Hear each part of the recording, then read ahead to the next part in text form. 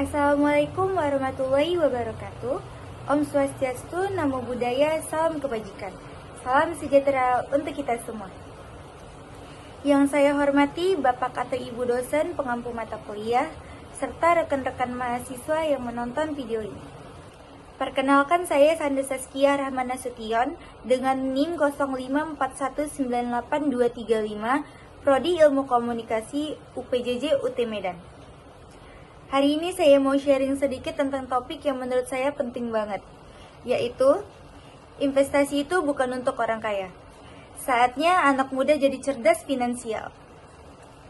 Jadi gini, sampai sekarang masih banyak orang yang berpikir bahwa investasi hanya untuk orang kaya saja. Padahal, di zaman yang serba digital sekarang, investasi bisa diakses siapa saja, termasuk kita yang masih mahasiswa.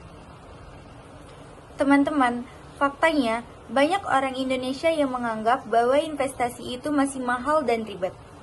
Padahal, menurut data dari Otoritas Jasa Keuangan Indonesia tahun 2023, literasi keuangan kita baru 49,7%, yang artinya setengah dari masyarakat kita masih belum mengerti cara mengatur keuangan dan pentingnya investasi buat masa depan. Padahal, kalau kita mulai dari muda, uang yang kita investasikan bisa tumbuh berkali-kali lipat berkat bunga berbunga atau compound interest. Ini bukan teori yang rumit kok. Intinya, semakin lama uang bekerja, maka hasilnya semakin besar. Dan tahu nggak, menurut kata data Insa Center pada tahun 2024, 68% anak muda mau investasi kalau modalnya di bawah 500.000. Jadi intinya, minat itu ada, tapi kita masih bingung harus mulai dari mana. Sekarang, investasi bisa banget dimulai dari nominal yang kecil. Contohnya, CNBC tahun 2024 mengatakan investasi emas digital bisa dimulai dari 0,01 gram.